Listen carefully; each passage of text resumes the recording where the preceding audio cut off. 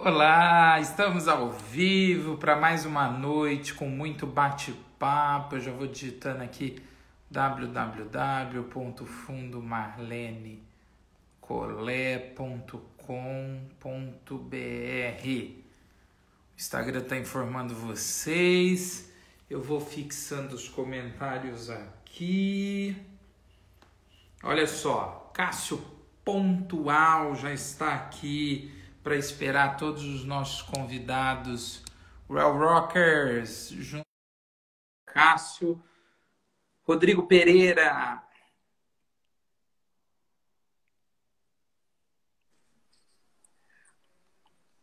Olá, Pedro, tudo bom? Oi, querido, tudo bem? Tudo bem, você? Tudo ótimo, melhor agora. Já estamos recebendo visitas ilustres. Cláudio Fontana. Ó, Claudinho, querido. Jorge Elali está por aqui também. O pessoal vai chegando e vai se Salve, acomodando. Jorge. Tudo bem aí? Tudo e por aí? Estamos. Você sabe que eu estou de quarentena, né? Inferno isso, né? Meu Deus do céu, só você, o que aconteceu? Que difícil, gente. Eu imagino. Como que foi para você? Vamos começar, né, mudar a cronologia da história. Como que foi a experiência Os Malefícios do Fumo, do Chekhov, no projeto da Vivo? Como que Olha, você se sentiu? foi uma delícia fazer, na verdade. Eu queria. Tava tudo muito tecnológico, tava todo mundo indo muito, querendo as linguagens, as tecnologias, eu queria falei, não, vou fazer uma coisa, uma caixinha de música, uma coisa bem, bem clássica, bem tradicional, para ver como é que eu dialogo com essa linguagem moderna, fazendo uma coisa absolutamente tradicional, sem nenhum desvario tecnológico. Então, foi uma brincadeira um pouco de se eu conseguia fazer um teatrinho singelo, doce, dentro dessa dinâmica. Na verdade, foi isso. Foi uma delícia fazer. Você teve que trabalhar com tensão? Você é um ator enorme, é esguio, você tem um preparo de corpo incrível, você dança também. Teve um trabalho de contenção para o corpo essa aqui, apresentação? isso aqui me tortura um pouco, porque me tira parte do instrumento, do meu instrumento de trabalho, que é o corpo. Então, isso aqui me tortura um pouquinho. Mas você sabe que foi bom fazer, cabia no personagem. Não fiz nada, talvez, menor do que eu fizesse no teatro. Era o texto justo, para enquadramento justo, para história justa. É um cara que vem dar uma conferência e não teria por que muitos arroubos físicos dentro deste texto, né? A gente não optou por uma linguagem mais... Então, não sofri tanto assim. Isto me machuca um pouco, esta coisa contida, sempre esse enquadramento, esta coisa maluca. E a gente tentando, eu não digo fazer teatro, porque nunca será teatro. Você pode chamar, é uma linguagem de audiovisual, então não tem Cláudio âmbito. Fontana, ele já está respondendo isso, tá? Então, para o Cássio Capim, você não precisa perguntar se live é teatro. Olha, eu vou falar uma coisa. Eu estou cada vez enxergando pior. Então, eu não consigo ver quem escreve, nem o que escrevem aqui. Fica tranquilo, eu tô super treinado. Depois da live com a Ângela Dipp, a Ângela ela tem o poder de ler o comentário antes da pessoa escrever. Entendeu? Tamanha Ela é uma rapidez rata. dela. Ela é rata de live já. Ó, tá aqui Camila Jornalista, Vitor Ruibol, Júlia Então, Stephanie, voltando, eu Leonardo acho que isso nunca Marquezine. será teatro. Isso é uma linguagem de audiovisual, né? Você pode incrementar ou não, você pode ter algumas opções de engrossar isso, encorpar isso com tecnologia, com outros recursos, mas nunca é teatro. É uma linguagem de audiovisual, né? Já existe. Nós estamos, neste momento, eu acho que a gente está cuidando para que a memória do que é fazer teatro, que as pessoas não esqueçam que existe esta linguagem que deve ser retomada, que é bem particular, que é bem diferente disso tudo. Conversas como essa, relembrar a sua trajetória, a sua biografia, a sua história, principalmente no teatro, é para encher as pessoas de vontade de te ver no palco de novo assim que for possível, né? Não só você, mas todos que passam por aqui. Não, e para saber que a gente tem uma memória, que as pessoas não esqueçam, que a gente tem uma memória e uma arte específica, que nesse momento ela está impossibilitada de ser realizada pela própria essência dela, que é o contato humano, né? O teatro ele é feito do contato humano. Ele necessita do encontro para que ele seja teatro, né? Do encontro físico, do encontro pessoal, do presencial, do emergencial, né? Que é do inusitado, que é.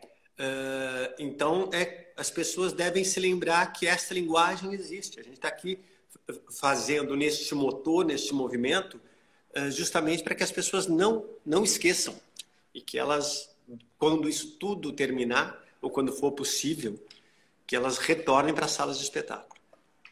Cláudio Fontana está perguntando, Cássio, para você, um ator entrar em cena sem maquiagem pode arruinar o espetáculo?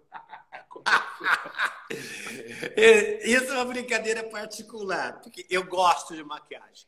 Eu me maqueio para entrar em cena. Nem que não seja para não ter nada na cara, mas eu me maqueio, né? Eu acho isso é uma coisa. Você gosta do processo de se transformar? É um tempo que você tem para olhar para a sua cara e muda um olhinho, muda uma coisa, muda um tracinho, faz uma ruguinha, tira uma ruguinha, faz uma olheira, enfim, é um tempo que você tem para olhar para você e dar uma abandonada de você mesmo. Ele está perguntando se você se maquiou para a entrevista. Pois, mas é claro, meu filho. É claro. Que honra saber que você estou em cena a esse trabalho para mim, para todas as pessoas que estão aqui. O Cláudio quer que você conta do número de bolas de gás que você fazia no camarim de andaime. Número? Eu não fazia, era ele que quase caía, não era eu. Ele falou que o Elias queria que vocês se balançassem até, e quando o Elias foi te substituir, entendeu? Elias viu o perigo do balanço.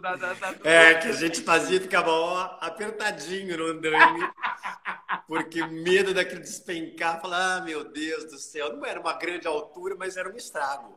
Com certeza. O Cláudio falou, sem blush não há teatro. Não há teatro, pelo amor de Deus. Já marca isso para MAC, tá? MAC, L'Oréal, já deixa, depois a gente pede patrocínio, a gente pede apoio depois para as maquiagens, tá? Com certeza. Você Olha só, sua mãe é minha conterrânea de Ribeirão Preto. De Ribeirão Preto. Minha mãe trabalhava na rádio aqui. Trabalhava na rádio. O seu primeiro contato, talvez, com a comunicação, com a expressão, foi o que você recebia da sua mãe do trabalho na rádio ou não? Provavelmente, porque minha mãe falava muito da questão das radionovelas, dos atores, das atrizes que ela conhecia, que passaram pela rádio. Minha mãe meio trabalhava de bedel na rádio. Assim, ela fazia a verificação dos erros. Se alguém falasse errado, ela anotava a tabelinha de horário, dessas coisas todas. Então, foi um pouquinho, eu acho que, devido a isso, assim, a esta memória materna que falava da rádio, falava dos atores, dos artistas, dos cantores, da Ângela Maria, do Moacir Franco, que era de Ribeirão, inclusive, que viveu em Ribeirão com o tempo, sim. Do Rolando Boldrin. Então, esse povo, eu acho... São Joaquim, tem muita gente. Valdereza daqui, Valdereza, Ribeirão. Muita gente. Que bom saber que você tem um gene ribeirão pretano. Eu ia muito para Ribeirão. Passeava lá no bosque, no Jardim Japonês. Isso! Cava do Bosque. Próximo ao Teatro Municipal também. Isso. Cássio, e aí, efetivamente, do ouvinte das histórias da sua mãe, das rádios, da música, qual foi o primeiro passo? Você fez EAD, né? Mas eu tive uma primeiro contato. Eu estudei em escola de Estado, né? Eu sempre falo bastante da importância da educação para a formação do cidadão. Eu estudei em um colégio de Estado e tive a oportunidade de ter ótimos professores. Eu sou da época que estudar em colégio particular era para as pessoas que não conseguiam ir bem em colégio de Estado e do município, né? Então, se você fosse meio ruim, você ia para o colégio particular que você pagava. Essa era a referência. As escolas públicas eram as melhores. Então, eu tive uma professora de educação artística, a dona Maria Helena, que ela era maravilhosa. Que ela era uma mulher era uma negra, para mim tinha 2 metros de altura, era uma mulher super descolada, ela usava um aplique, uma trança gigante, uma saia de patchwork. Eu lembro da Maria Helena assim, uma bota de couro, e ela dirigia um SP2. Meu Deus, ela é um personagem, era uma completamente antenada, descolada. E ela dava João Cabral de Melo Neto para uma classe da 6ª série, né? A gente lia João Cabral de Melo Neto. E ela percebeu, ela falou, olha, ela intuiu que eu tinha a ver com uma tendência para o teatro. E começou a me estimular. Eu fazia teatro na escola. Teve também uma coisa que era bem importante para mim, que foi por incrível que pareça, a televisão. Existia na TV Cultura, eu sempre falo disso, um programa que chamava Aventura do Teatro Paulista, que tinha, se não me engano, era o Décio de Almeida Prado, que fazia a curadoria do programa. Tinha o Sábado Magaldi, que fazia dava partes, dizia textos, contava a história do Teatro Paulista. E eu fiquei encantado com aquelas pessoas, com aquelas histórias. E na aventura do Teatro Paulista eu descobri que existia uma escola que chamava Escola de Arte Dramática. E era uma escola gratuita, né? É uma escola de teatro que não se pagava. Antes disso, eu acabei indo para o Célia Helena, porque eu queria fazer teatro. E eu tinha 14 anos e trabalhava em banco. Então, a primeira escola que eu fiz formal, médio, porque o Célia Helena também não era uma escola formal. Por acaso, eu estava assistindo, agora está tendo um documentário sobre o Balcão, do Jean Genet, que foi feito no Teatro Ruth Escobar. E a Célia Helena fazia o Balcão e a Lígia falou. E eu fiz Célia. Tinha aulas com a Célia, né? Que a principal meta da Célia não era formar um profissional para o mercado, mas era formar um bom cidadão, uma pessoa que tivesse olhar para o outro, né?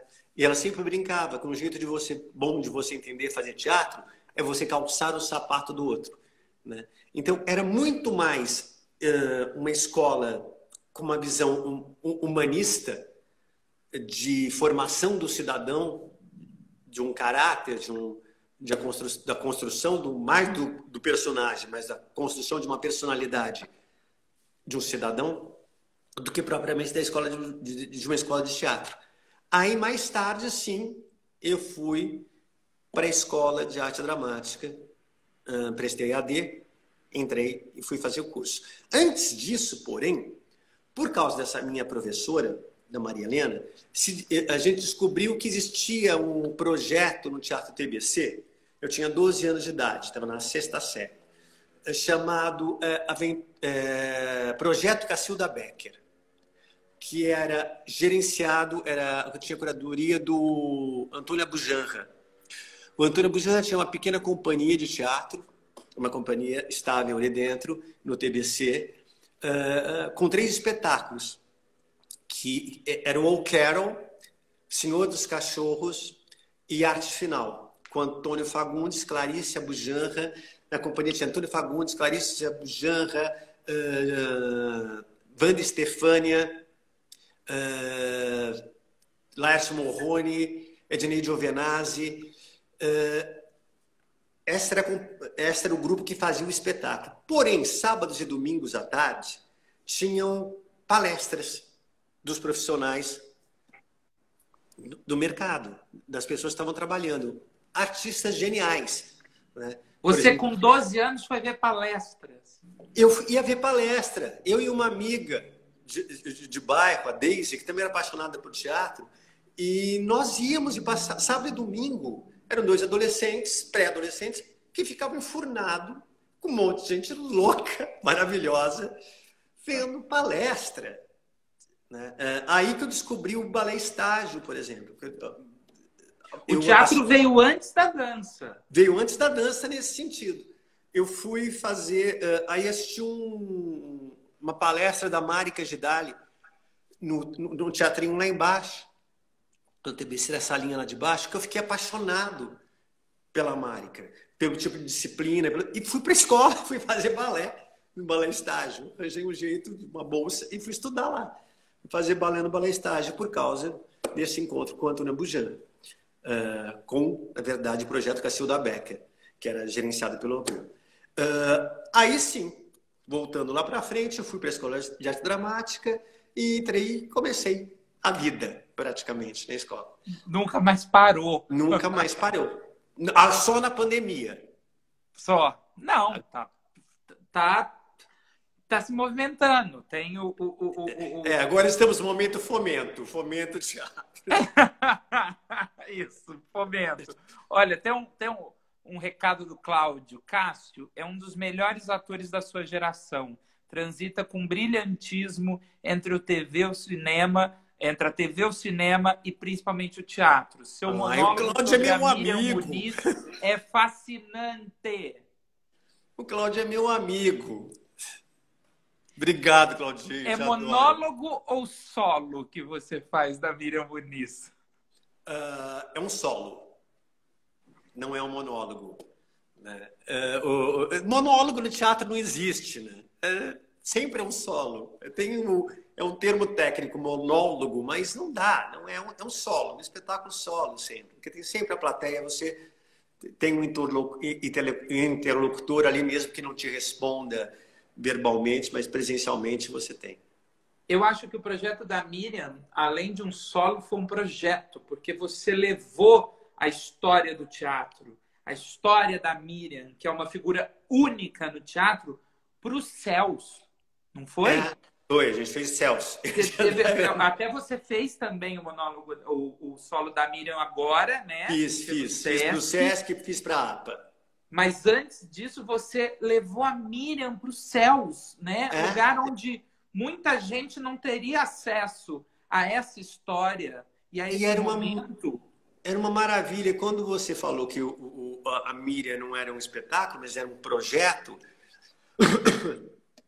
porque, coincidentemente, a primeira impressão que eu tive de teatro com esta relação com a Célia, ela vem sempre esbarrando em mim, pelo decorrer da carreira. Né? A Miriam também tinha esse comportamento, que o teatro não é só uma profissão. Ele é uma fonte... Isso fala o Eu Não Dava Para Aquilo. Que com a história da Miriam, é uma mulher que se reinventou a vida. Né? Que era como ela dizia mesmo, ela é uma pessoa travadíssima, cheia de preconceitos, né, por causa de uma formação, e ela abriu esta dimensão através do teatro. Né? Então, eu sempre acredito no teatro também desta forma, como uma maneira de autoconhecimento e principalmente de conhecimento do outro, né? E de estar permeável para as questões que a vida te coloca. Né? Então, isso a Miriam fazia. Né? E ela também via o teatro por esse caminho, por esse viés do aprendizado constante da vivência, né? Então, o projeto é seu, foi sua vontade de contar a história da Miriam, ou você foi convidado? não, é meu, é meu. Esse Porque projeto... eu queria, é uma dúvida que eu sempre tive, porque assim, foi tão peculiar de tudo que você fez. Esse projeto ele há uma peculiaridade e uma delicadeza, porque que ele se torna um ponto especial na sua carreira, né? Tamanho onde você consegue chegar com uma simplicidade enorme, né? Eu fui eu via muito. Existe um documentário chamado Miriams por Miriam. Existe um documentário que fala sobre a vida da Miriam Muniz. Existe um livro que chama Giramundo, da Maria Teresa Vargas, Giramundo, o percurso de uma atriz, que conta a trajetória da Miriam e do teatro de Arena. Eu via esse depoimento da Miriam e ficava completamente emocionado, sempre, nesse documentário. E tinha o Cássio Junqueira, que é um poeta, um excelente poeta, e escreveu o texto. Foi um texto compilado a 4 mãos, né? E escreveu o texto. Aí, quem podia dirigir, senão o Elias Andreato, que é um cara que tem a vida dedicada ao teatro, né? Então, a gente incorporou o Elias imediatamente, inclusive até no final do processo da criação do texto, né? Então, virou esta massa boa, né? Era o Cássio Junqueira. Ele adora teatro, ele é rato de plateia, né? E escreveu brilhantemente essa compilação e a gente fez juntos. Voltei aqui. São problemas técnicos que acontecem. A Miriam passou por aqui, gente. A Miriam passou por aqui, tá tudo bem. Mas realmente um projeto lindo e eu fico... Você visitou já com o seu ser intérprete e ator várias figuras importantes da nossa história. Miriam, você foi a Miriam, você foi Salvador Dalí, você foi Santos Dumont, você foi Nietzsche, você foi Olavo Bilac. Alguém tem mais gente nessa lista? Históricos, eu acho que só. Personagens históricos. Tem Jânio Quadros. Jânio Quadros. Longa Noite para Voar. Tem Jânio Quadros. E o Santos Dumont ficou muito forte, né? Porque foi. Você o visitou mais de uma vez, né, Cássio? Eu fiz a minissérie, né, muito tempo atrás, e recentemente fiz um musical que chama Além do Ar. Mas você também se preparou para umas fotos e para uma produção no museu, né, do Amanhã? Foi, isso, no Rio de Janeiro. Curadoria do Gringo Cardia. Era uma exposição que teve sobre o Santos Dumont, sobre o trabalho do Santos Dumont, e eu fui o Santos Dumont que ajudava o público a passear pela obra dele, pelo trabalho dele. Maravilhoso. Olha só, tem 2 perguntas aqui. A Grace está perguntando... Cássio, queria saber sua opinião sobre o público. Você acredita que o público de teatro aumentou ou diminuiu? Você reconhece uma existência de gueto ou não? O público de teatro, eu acho que não é que ele diminuiu, ele pulverizou. Hoje em dia, a gente tem muita oferta de espetáculos. A gente tem quilhões de espetáculos em cena. Você vê pela quantidade de leituras que a gente tem, de lives, a gente já tem uma grande quantidade de oferta de trabalho. Existe um outro fenômeno também, quando fala de gueto, as pessoas procurarem os assuntos que lhe interessam, né?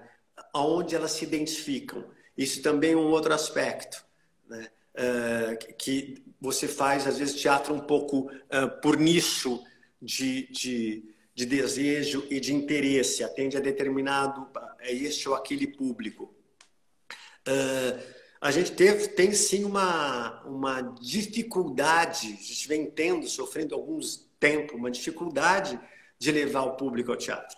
Isso sempre é uma ladainha muito antiga, né? Mas a gente sempre conseguiu se manter, sobreviver. Mas antes da pandemia, principalmente o teatro, sofreu bastante não há outra palavra a não ser uma retaliação, né? A gente foi muito demonizado por uma questão política, né? Até quem não era associado com nenhum partido foi envolvido e foi prejudicado, né? Porque houve uma retaliação de um tipo de política onde se menospreza a cultura e educação e bases principais e até mesmo saúde, né? Que a gente está vendo objetivamente acontecer. Então a gente já vem sofrendo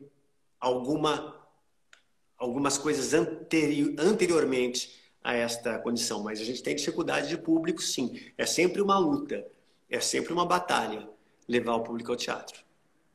Matheus Martoni, oi Pedro, oi Cássio, sou Boa noite. super fã do Cássio e é mesmo que ele falou comigo, ele é ator aqui em Ribeirão Preto e longas histórias e álbuns, coleções e muito amor pelo Cássio e ele quer saber como foi para você trabalhar com o Sérgio Manberti.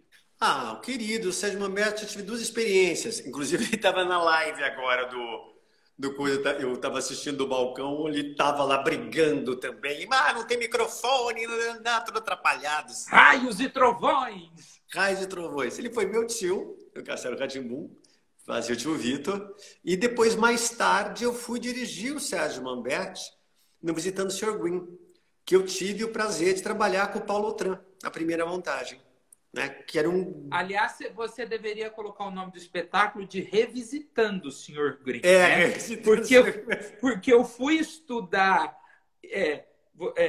2000, 2001, 2004, 2015, 2019. Teatro Augusto, Teatro Vivo, Teatro Jaraguá, Teatro Renascença. Seja como ator ou como diretor. Revisitar o Sr. Green é uma forma de revisitar o Cássio ator e o Cássio diretor. Olha, foi muito interessante a experiência. Com Paulo Autran como com o Sérgio Manberti. Por duas razões. Primeiro, foi maravilhoso ter trabalhado com o Paulo, com direção do Elias. Quem dirigiu o espetáculo foi o Elias. Foi uma experiência genial estar com o Paulo em cena. Era um homem cultíssimo, um ator maravilhoso, um dos maiores atores brasileiros. Foi genial. E o texto, naquele momento, falava sobre tolerância, quando eu fiz. Né? Era um texto que falava sobre tolerância. Quando a gente remontou, a questão não era mais tolerar. Né? Tolerar uma palavra ruim. A questão era de aceitação. A gente transformou esta questão. Tolerar não é uma palavra boa de se usar. Né? Você tolera uma coisa que lhe faz mal. Então você tolera. Né? A questão é de entendimento e de aceitação. Então a gente transformou um pouquinho a linguagem do espetáculo nesta pegada da aceitação. Né? Então é um revisitando mesmo. É um revisitar esse mesmo tema com um olhar um pouquinho diferente. E foi com o Sérgio Manberti e o Ricardo Gelli, que é um ator maravilhoso também. Que maravilha! Doug, Cássio, na sua carreira maravilhosa de ator, qual foi o personagem mais difícil de fazer? Tanto no teatro quanto na televisão. Olha, no teatro, eu acho que eu tenho uma coisa, eu não sei dizer qual que é o mais difícil. Eu sempre começo um espetáculo achando que eu não sei, que eu não vou conseguir fazer. Então, tudo para mim é sempre muito difícil. As pessoas podem achar que... Mas ele fala, meu Deus, é difícil. Tiveram desafios mais complexos. Assim, por exemplo, um personagem do Angels in America, que eu fazia, era um personagem bastante complicado, foi muito duro de fazer. Quando Nietzsche chorou, foi difícil, né? Era um assunto bem árduo, bem pesado, e transformar aquela literatura... E o Angels foi direção do Yakov, né?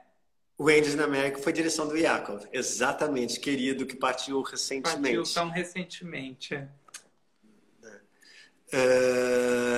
Então, eu tinha questões no Angels na América com o personagem, né? O Louis Harrison, que era um judeuzinho, que era um personagem judeu, que namorava uma drag queen. E a temática era AIDS, né? E a peça estava nos anos 90, né? Então ainda estava pegando... elenco, né? João Vitti, Luiz Miranda, Leonardo Medeiros,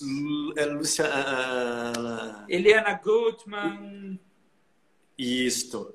Então, era um elenco bárbaro. E tinha esta dificuldade do assunto, né? Era um assunto bem pesado, né?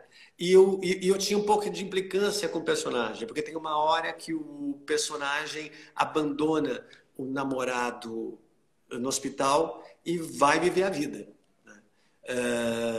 E eu falava, porra, mas abandonou o namorado, não sei o que, né? Até que conversando, anos 90, eu tinha um amigo que eu não sabia da história pregressa dele, né? E ele falou, não seja preconceituoso, eu tive um namorado, eu abandonei meu namorado, porque senão eu ia me ver morrer 2 vezes. Eu falei, entendi. Esse meu amigo já faleceu. Entendi. Falei, seria antecipar a minha morte.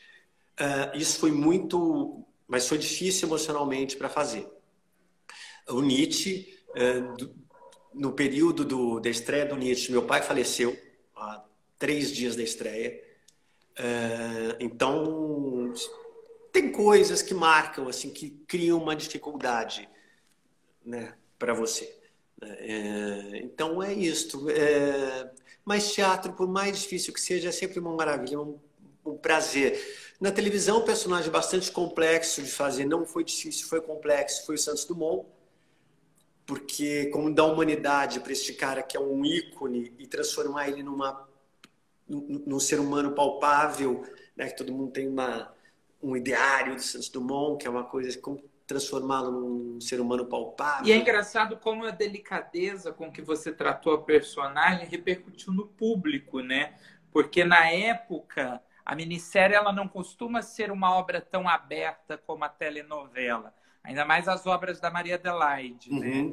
E na época o público se encantou muito por aquele Santos Dumont proposto ali, pelo olhar, e o público queria mais cenas até e pedia-se mais participação do que era verdade, mas como era uma obra fechada. Né? E foi uma delícia. Queriam até um romance com a Ana Paula ali naquele momento, se convenceram da possibilidade da delicadeza daquele personagem. Isso é uma coisa, quando também tem essa beleza da dramaturgia, né? A gente tinha uma fantástica dramaturga ali, que era Maria Adelaide, e os diálogos propiciavam possibilidades de entendimento, né? Então, dava para a gente flertar com essas possibilidades. O texto era tão bem escrito que a gente conseguia flertar com outras possibilidades sem sair do trilho, né? Das sugestões paralelas do personagem.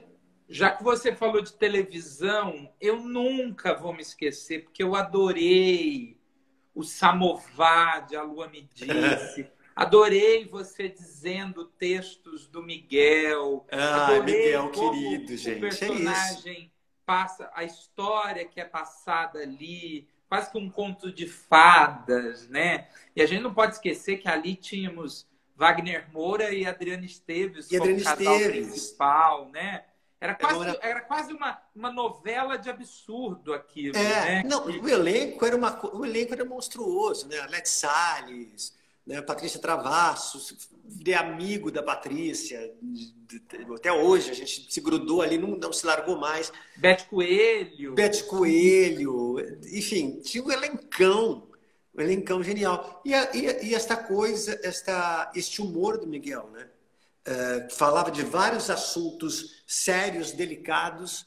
Miguel e Maria Carmen, né? Miguel e Maria Carmen Barbosa, querida. Que, né, falava de vários assuntos delicados de uma maneira bem humorada, né? E arriscada também. Né? Isso era muito legal, era muito divertido de fazer. Foi o primeiro casal gay da novela. Sim, o personagem do Hugo, ele vai realmente... O Miguel escreveu a possibilidade de se apaixonar, porque ele se apaixona pelo Samovar. Né? Até teve uma cena meio que a gente meio de cama, assim, que não rolou, que precisou ser cortada, mas que dava a entender que tudo tinha acontecido. Mas não, aí cortou-se na época. Era um pouquinho forte demais. O horário das 7, né? Pois ainda pelo horário. Mas era bem legal, bem legal, bem legal. Era bem audaciosa a novela. Memórias Póstumas de Brás Cubas, né? Direção da Regina Galdino. Espetáculo que é um ponto também importante na sua carreira, né?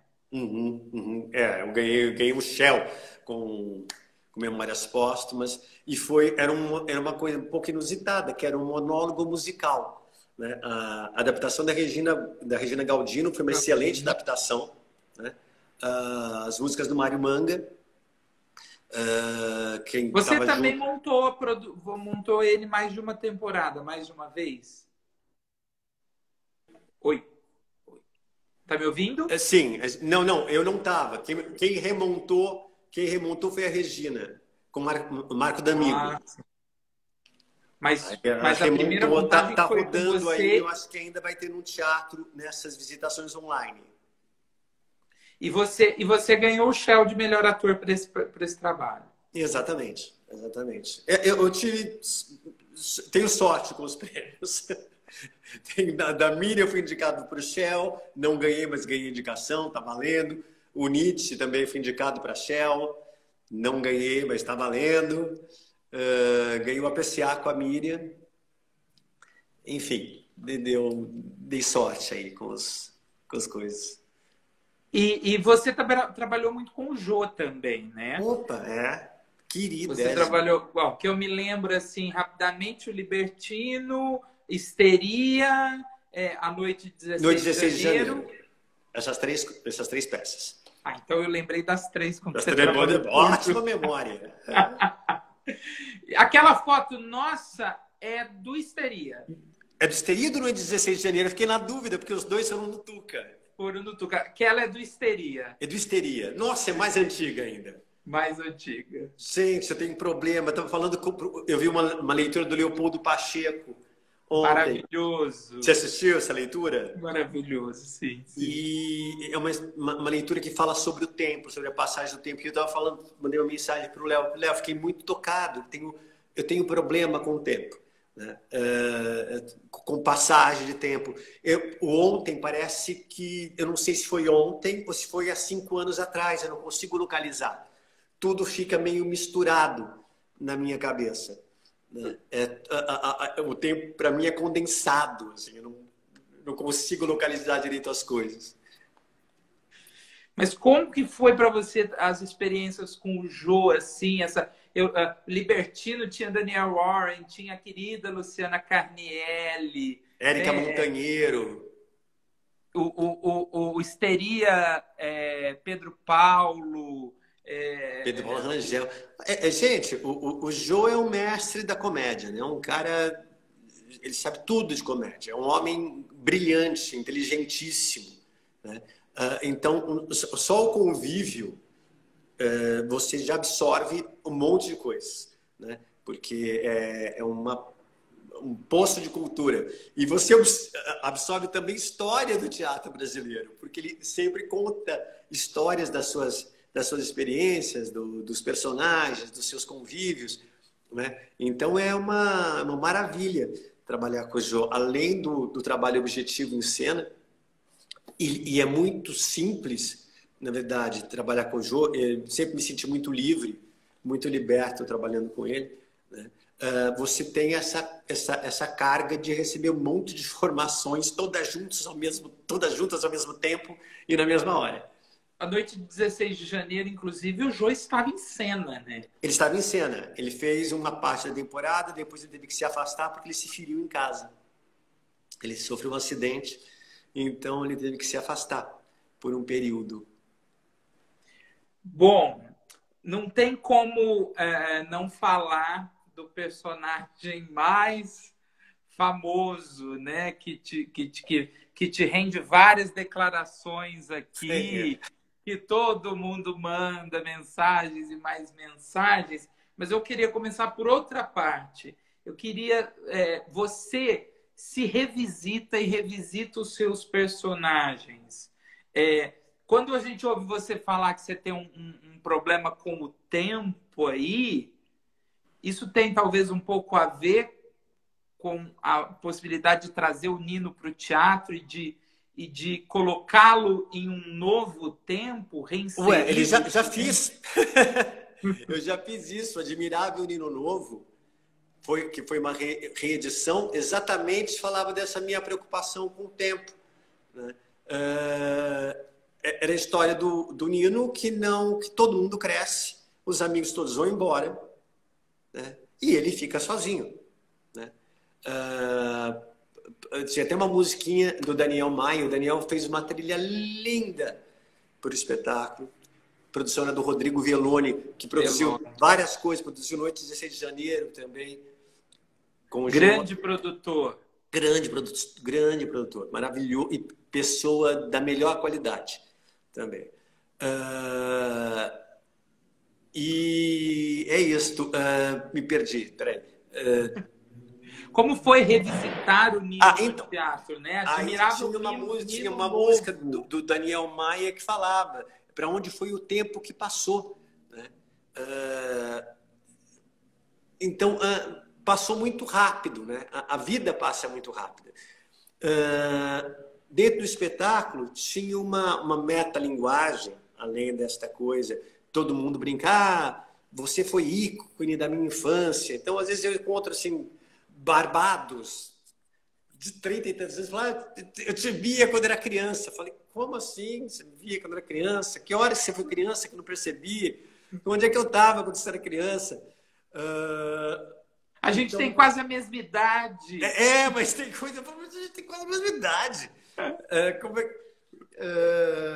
Então tinha esta questão, né?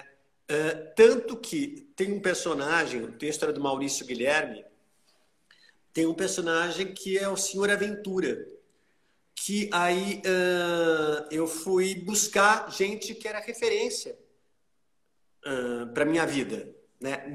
Que tinha sido ídolo para mim, ou que é ídolo ainda para mim. Por exemplo, o Ney Matogrosso, que fazia a locução do espetáculo, que eu tenho a mesma relação com o Ney que eu acho que as pessoas têm comigo, que o público tem comigo, com o Nino, na verdade, né? Então, o Ney foi marcante na minha infância, né?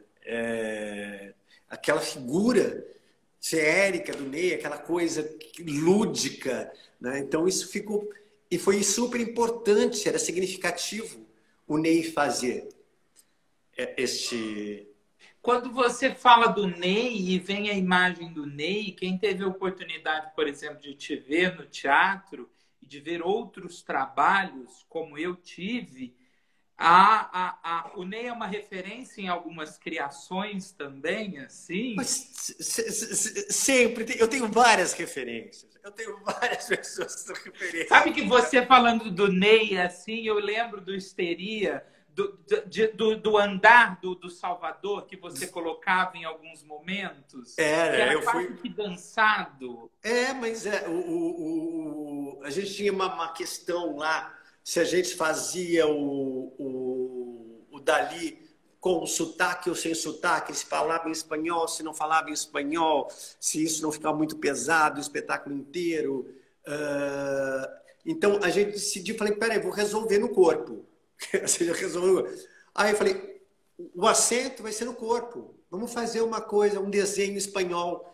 Eu fui fazer aula de flamenco para ter uma tirada torero, assim. Então, como o Salvador Dalí, ele era, como personagem, como pessoa, ele era uma alegoria, né? Ele era a alegoria de si mesmo, né? Então, isso coube no espetáculo, isso coube no personagem, né? Então, o Salvador Dalí estava sempre se olhando, ele sempre tinha um olhar de fora para ele mesmo, né? Tanto que o Salvador Dalí usava o bigode como uma máscara. Para ele, a máscara, o bigode dele era uma máscara para proteger quem ele era, né? Então, claro que tem influência de um monte de gente, da Marília Pêra, tenho influências de várias pessoas. Não, e uma coisa importante, você fez entre a atual e a primeira, você fez Irma Vap com o Marcelo Médici. Fiz Irma Vap com o Marcelo Médici. Antes eu tinha trabalhado com a Marília num espetáculo chamado Palmas para o Senhor Diretor, que era uma direção da Marília, era Marisa Hort, Flávio de Souza, Sandra Pera, o Chico e eu. Já tinha trabalhado com a Marília, onde a gente desenvolveu uma super amizade, né? A gente ficou muito próximo durante muito tempo.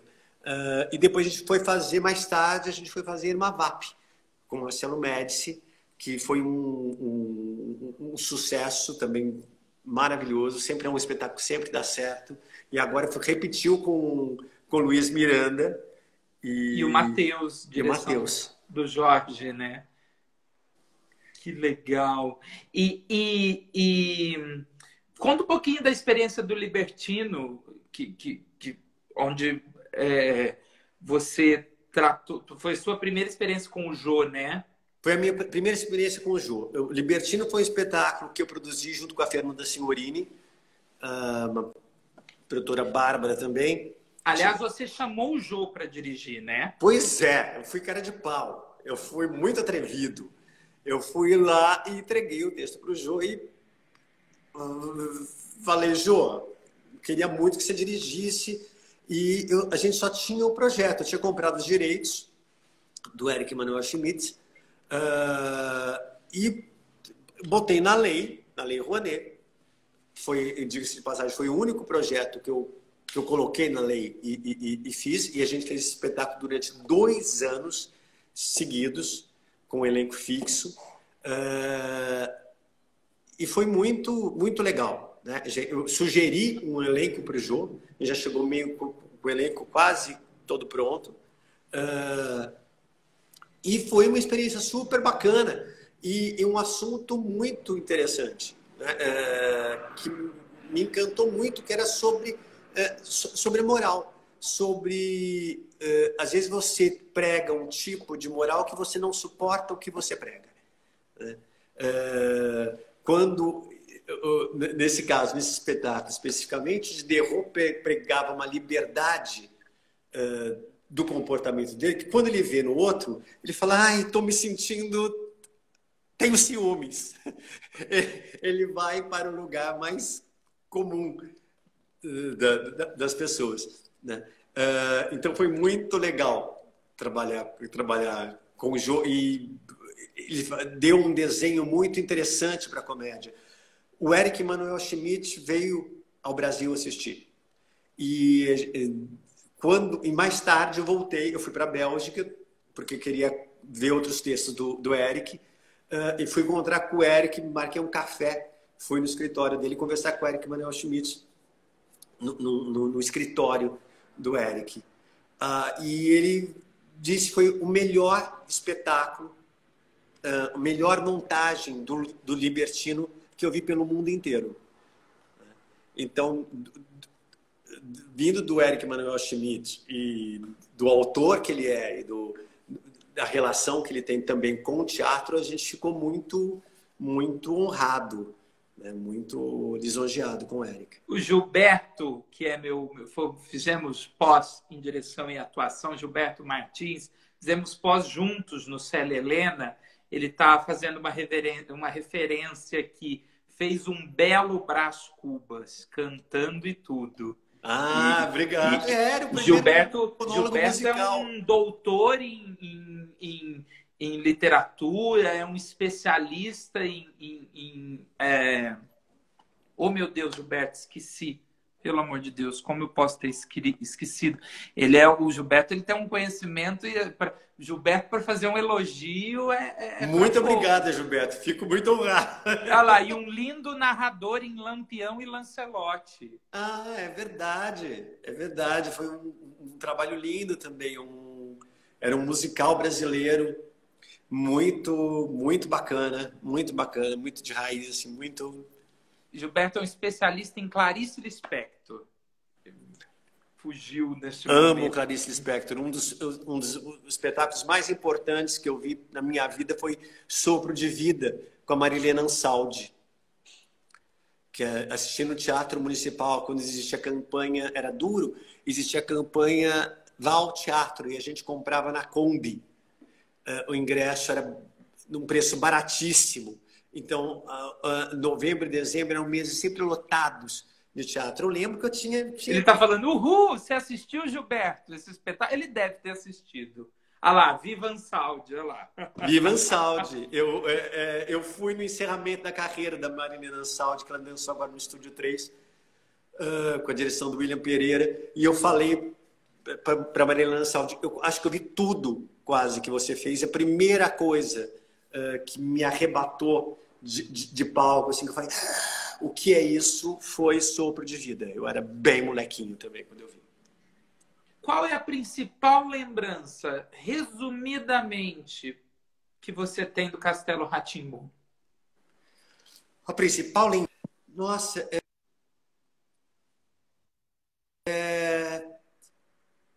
é do cenário, é de entrar naquele cenário, de entrar naquele lugar e completamente lúdico, completamente abraçado naquele cenário. Era estar num parque de diversões. Que legal. O Gilberto está lembrando aqui, Hamlet Machine dela era um absurdo. Era um absurdo. Geni era um absurdo. Escuta Zé, Picasso. Essa mulher fez cada coisa. Né? É uma gênia. Escuta, eu vou ter que pegar um carregador, porque vai cair. É a última pergunta. Você quer pegar? Tá bom, então dá. Acho que dá, porque deu 10% aqui. Não, dá. Estamos aqui para... O Renato está perguntando, Cássio, você ainda tem o desafinofone? Não, eu não tenho. Gente, tá vendo? Eu não lembro essas coisas. Eu não lembro.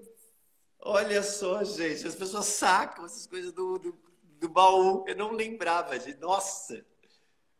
Não Mas tenho. é bom, né? Você está imortalizado em gerações. E a força do Castelo vence exposição, espetáculos, o musical. Pois é, e recentemente... Como foi para você ver outra pessoa interpretando o Nino? Olha, já aconteceu, né? Teve uma montagem do espetáculo recentemente, quem fez o personagem foi o Roberto Rocha, que quando a gente teve a segunda remontagem, que virou musical, que a gente fez no Teatro Renault, ele era meio stand-in, né? Adoro o Roberto, mas eu tenho uma teoria e não tenho vergonha de admitir uma fraqueza. Eu não gosto de ver substituição. Porque, gente, é igual você ver uma pessoa transando com a pessoa que você namora. Você sabe que ele transa, mas você não precisa ver. E não participar. Então, eu não gosto. Eu fujo. Para finalizar, a pergunta que eu faço para todos aqui, é o único momento entrevista mesmo, porque o resto é sempre bate-papo. nós temos ainda, e você sabe disso, o projeto da Miriam deve ter te trazido muito isso. Existem muitas pessoas no nosso país que ainda nunca foram ao teatro. Quando tudo isso passar, se um homem ou uma mulher que nunca foi ao teatro perguntasse para o Cássio Escapim, Cássio, por que eu devo ir ao teatro? O que você responderia? Porque você vai se ver lá, em algum momento. Acho que responderia isso. Porque você vai se ver lá em algum momento. Quando foi a primeira vez que você se viu no teatro? Você lembra? Quando foi a primeira vez que eu me vi no teatro? Eu assisti um espetáculo, direção do Márcio Aurélio, que chamava Filhos de Carcará. Que era um musical de uma trupe jovem, que essa trupe na ocasião era Edith Siqueira, Luiz Guilherme Favati, eram jovens, a Cissa, enfim, todos lindos, jovens, libertários, trazendo uma proposta de vida, de liberdade, de quebrar tabus. E eu assisti aquilo, eu acho que eu assisti o espetáculo umas 10 vezes. Eu voltava para ver a peça e pedia, porque eu não tinha dinheiro. E eu pedia para assistir e eles deixavam eu entrar e ver o espetáculo. Eu e esta amiga, a Deise. A Deise, sua amiga então, Deise. Eu acho que foi a primeira vez que eu falei, nossa, eu me vi, estão dizendo coisas que me dizem respeito. A Deise foi a sua primeira grande partner no teatro. Exatamente. Acompanhava em tudo. Deixa eu deixar um beijo aqui para a Patrícia Gaspar, que está passando por aqui. Manda beijo, Paty. Eu não enxerguei, eu não vejo, não consigo ler esse negócio. Maravilhosa, Patrícia, Mildas Pirro. Cássio, que todos esses personagens de Olavo, Nietzsche, Santos Dumont, Salvador, Miriam Muniz, até os que você ainda não fez, Marília, nem Mato Grosso, que estão aí, e toda a sua história continuem vivos. E muito obrigado por esse momento, meu querido. Obrigado para todos que estão assistindo, que acompanharam a nossa conversa. E, gente, é assim que o teatro abrir as portas, por favor, corram e sentem na plateia. Sedentos e gulosos, pelo amor de Deus. E que a gente possa ter outros encontros felizes como aquele do Histeria. Bacana. Vamos, logo vai ter. Beijo, querido. Obrigado. Boa noite.